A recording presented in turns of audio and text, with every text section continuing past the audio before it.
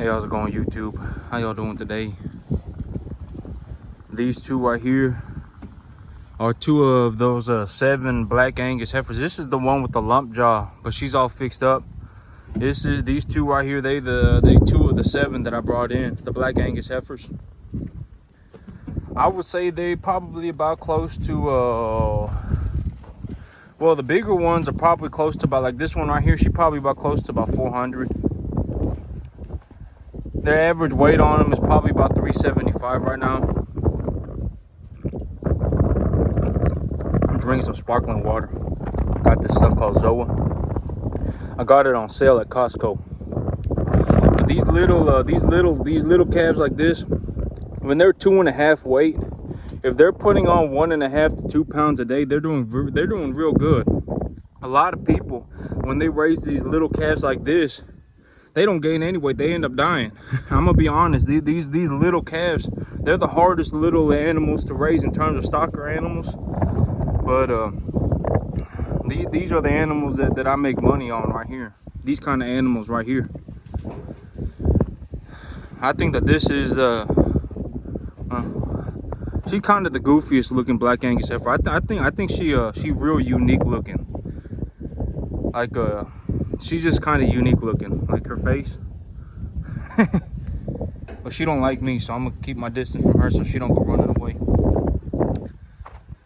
Yep, I got these animals grazing. Okay, so when I was up front grazing these animals this morning, I was taking an inventory on the stockpile of grass that I got. So I've been keeping an eye on the weather, and the weather right now is saying that this week is supposed to get excruciatingly hot. It's supposed to get up to about 104, something like that. But when this hot weather hits the week after that, so this week is supposed to get real hot, but next week it's supposed to cool down. The weather is supposed to drop about 15-20 degrees. And when it drops 15 to 20 degrees, that cool weather that comes in and pushes that hot weather out of here is supposed to be bringing in some rain. And so, well, when I was taking the inventory on the stockpile of grass this morning, I was kind of just, I guess, getting an estimate for what my grass looks like right now. And if I did get some rain, how much rain would I anticipate that I get, and what kind of biomass can I grow on that rain, etc., etc. And so right now, okay, so this grass, as these animals chew on it and as they step on it and all that kind of stuff, they'll end up pulling plants up out of the ground, and as they chew on it, they'll rip the tops off the plant. And so the overall rate of biomass accumulation on the grass will slow down as these animals continue to chew on the grass. So long story short, the more these animals chew on the grass, the slower it'll grow back. And so when I look at the planting density, I'm also calculating the rate of biomass accumulation as planting density, because I can increase the rate of biomass accumulation per acre by increasing the seeding density of my plants.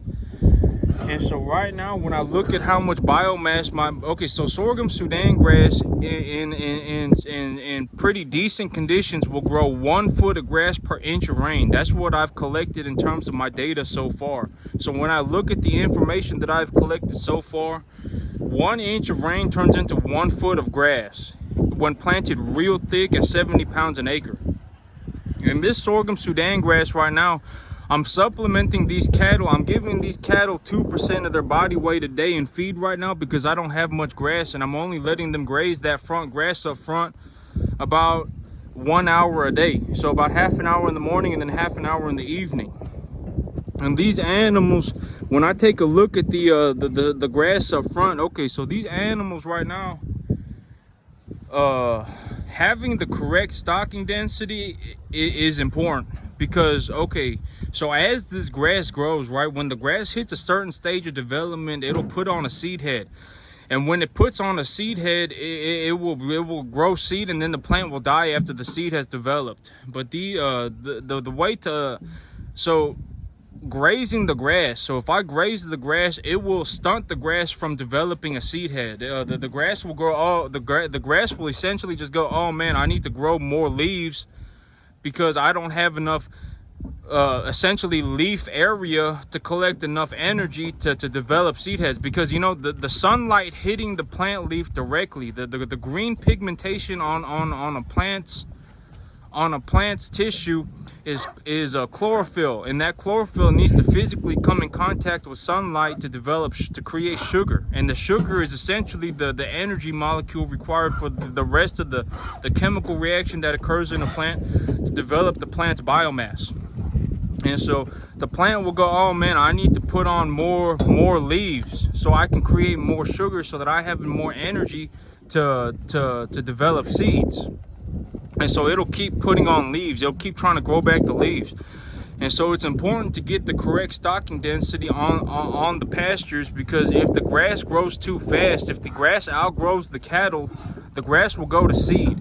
And when I'm raising little, when I'm raising little 2.5, 2-weight calves, you know, they're still developing their teeth. And so if I have a whole bunch of grass that goes to seed, and these animals are chewing on a bunch of dry seed heads and dried grass, it'll cut their mouth open where their teeth are coming in, and then bacteria will get in it, and they'll end up in a situation where I get a calf with lump jaw, like that calf over there. And so if I was going to anticipate the there's a couple of things that I do every morning. Like when I sit out here and I do this, you know, this is one of the things that I do that I think that makes a big difference for me, is that, you know, every morning I do this. I just sit out here for about an hour and I think about what's going on my farm, and how would I anticipate, how would I create a plan for my future, what am I gonna do, what's going on right now, what did I do in the past that worked out well, stuff like that. And so, you know, when like this morning when I was looking at the weather that's supposed to be coming in next week, with the cold weather pushing the hot weather out and bringing in the rain, and then looking at the biomass density of my grass, looking at the planting density of my grass, and as well as the rate of biomass accumulation, it's like, do I need to put more fertilizer on it? Do I want to put more seed on it? How much water am I anticipating that I'll get? And how much biomass will I accumulate from that water? Etc., as well as the temperature.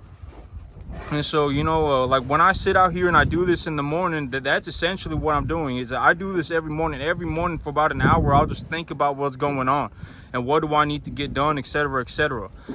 And so, you know, I would just anticipate that it is going to happen. If there is a cold front that pushes the hot weather out of this area, rain will probably follow it. From what I watched this guy on YouTube, and he does like this real in-depth weather stuff, and I watch what he says, and he says that pretty often, where the hot weather, or something like where the hot weather and the cold weather collide, or is where the rain forms. And so if we are going to get a 15 to 20 degree temperature drop, I would think that there is going to be rain. And so right now, you know, my cattle are still grazing the front grass. I only have them grazing on it for an hour a day, and I only got about 15 cattle per acre. And you know, when my grass grows in real good, you know, my stocking densities can get, you know, I could put about 150 animals on 10 acres.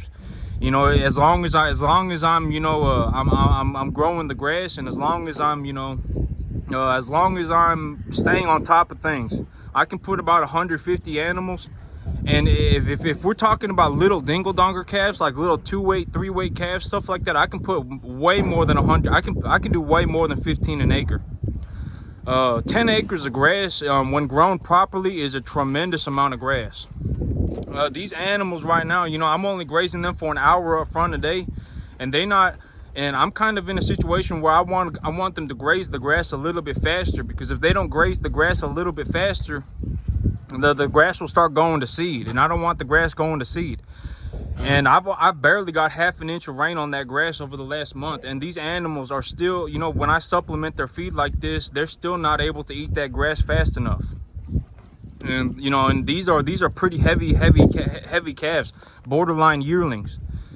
And so, yep, you know, when the conditions are good, you know, like if I was going to one of the big reasons why I collect so much data and I collect so much information, and I always look at my information, is because the information from the past will help me create a plan for the future. And so if I know that my biomass density accumulation is one foot per inch of water, and it grows in at a seeding density of 70 pounds per acre, then next week, if I anticipate that I'm going to get 1 inch of water and my seeding density is at 50 pounds an acre, I can increase my seeding density by 50%. So I can go over my field and put 25 pounds an acre on my field, and I can still get the one foot of growth off that 1 inch of water to maximize the biomass accumulation for the resources allotted. And so, you know, having the data collected on the past and going over the data repeatedly on a daily basis, even if it's extremely difficult, is important to do, because it helps me anticipate the future. It helps me create a plan for my farm, etc., etc. And also, it's important to note that I'm gonna start having animals go to market here pretty soon. And so when these animals start going to market, I mean, if my heaviest animals are getting pulled off my farm, I'm gonna end up in a situation where, you know, my cattle are not gonna be able to eat the grass fast enough. I'm gonna need to have more animals. And so having information on these animals helps me, you know, create a plan for how many animals I'm gonna run and stuff like that too. All that stuff, it all comes together into one fell swoop into me running cattle. So when I do all this, it doesn't just happen for me. You know what I'm saying? I make plans for it every day. I collect information on my cattle on a daily basis. I mean, there's a lot that goes on for me to be able to do this. I don't just wake up one day and do it. And so, yep, I mean, but you know, but I'm gonna have cattle going to market this weekend. And so, yep, I'll have to see. I'll probably have to bring in more animals if I am going to get more rain next month. But I'm just going to have to see what's going on. But that's it for me today, YouTube. Y'all have a good one.